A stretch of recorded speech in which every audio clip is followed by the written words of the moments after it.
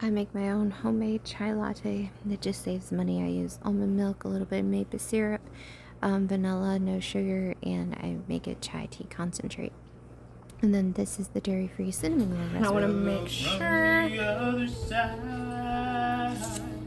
I'm sipping soup because you died. This is how I store my sugar. I like to put it in the jars. It's a 10-pound bag of sugar that I got from Costco.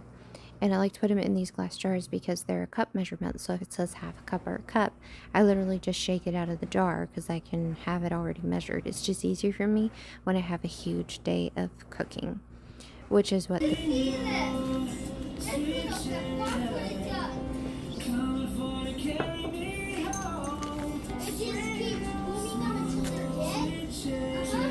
am in the process of making monkey bread, hence all of this gorgeousness. I just made homemade glaze for my cinnamon rolls. Look how good they turned out. They're bouncy, they're soft. Oh my goodness, they're gonna be awesome. And again, everything is dairy free. My challah bread is working on rising here. It's got an hour rise. And then I have my French bread, woohoo! Which is doing an hour rise. I'm running the dishwasher because I forgot to run it last night. It makes the counter nice and warm. So if I put my breads on it, I get a good rise.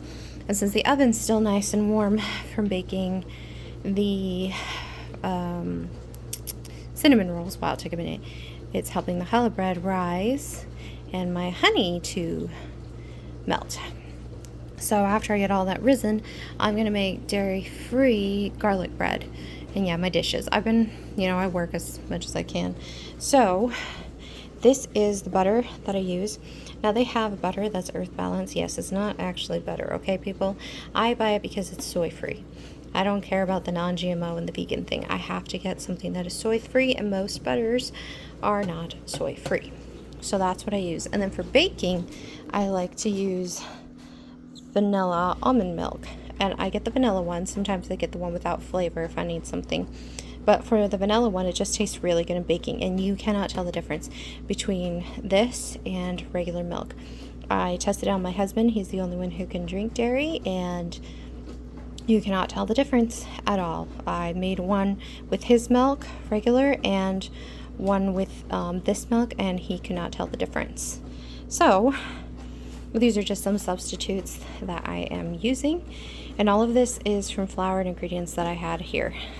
I will unload and load and keep washing. I just keep washing everything. That's why it keeps appearing over there. I'm doing my best to stay ahead. And then I will make just a pasta. And the kids will eat leftovers. The pasta will be for my husband. And then I'm going to get a roast in, and I'll show you what I'll do for that when I'm done with all my bread. Today is a wonderful day for bread. And you want to know why? Because there's hardly no humidity. I'm so excited. It is awesome. The day I made the stromboli was an awful day because there was just too much humidity. But today is an awesome day, so I'm getting the bread out of the way for the week. I'm going to see if I can find some dinner roll recipe before I start the roast buns. We did have an unexpected expense come up. Our cat has to get spayed. That's going to be very expensive. And she's got to get a couple shots. It's going to be on Monday, so I'll do the breakdown of that. And since he gets paid on Friday, we're going to have to make this work and stretch it out. If you have animals, you'll understand what I mean. There comes a point where you have to take care of them no matter what. And we have. And before you go at me because she's a year old, the vet said she had to be 6 pounds. She is a small cat. I have been fighting to get her to 6 pounds. I finally got her to 6 pounds. She's starting to lose the weight again, so I'm trying to get her in before she drops under 6 pounds again. She's perfectly healthy in terms of organs functioning. She was deprived of oxygen when she was younger, so I believe there was some brain damage. Some of her behaviors are not normal cat behaviors. I'm hoping that spaying her would help regulate a lot of the behaviors that she's exhibiting, so we're gonna see. So our little flower is going on Monday. We'll take you then when that happens too. Before I cut it, this is what we have so far. Challah bread, French bread that I'm about to turn into garlic bread. Those are my rolls. Obviously a success. I have the monkey bread in the oven right now. There's the monkey bread in the oven right now. I will need to glaze it, and I have to figure out what pan I am putting it in. I had to put parchment paper so it wouldn't boil over. And then I'm boiling some pasta, and I'm going to be making a roast after I'm done using the oven for everything else. So hopefully that turns out good too. Here's the monkey bread. One came out really good, other kind of fell apart, but it's a hit. They love it. And these are going to be snacks for them too. The garlic bread will be out in a minute, and I'll show you that as well.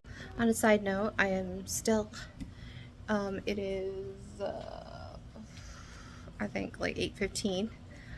So I've just started a load of laundry. That'll take about an hour and a half, then I'll hang it inside. I'll show you that part. I don't have a dryer. Saves us greatly on electricity or gas, whichever one I would have done. But I also still have to get the pasta roast started and in the oven. So it's going to be kind of a long night, but that's just what it is when you're on a budget and you got to get meals cooked for the next day. This is the garlic bread. It's all done from the fresh French bread that we made. So as you can see, it's already being devoured. And now I'm just setting up here. That's just the pasta. I'll put it away. And I tend to, these cabinets, no command hook sticks on them no matter what I do. So instead what I do is there's like a little gap because they're mobile home cabinets. They work awesome. And the gaps I use to stick my recipe. So I can be here, I can be chopping, I can be cooking, and I have the recipe right there on the top. That's where my spices are, so it just works out really good. It's a small workstation, but it has worked well for me for about 3 years now, so yeah, you've got to do and make do with what you have. I like it, actually.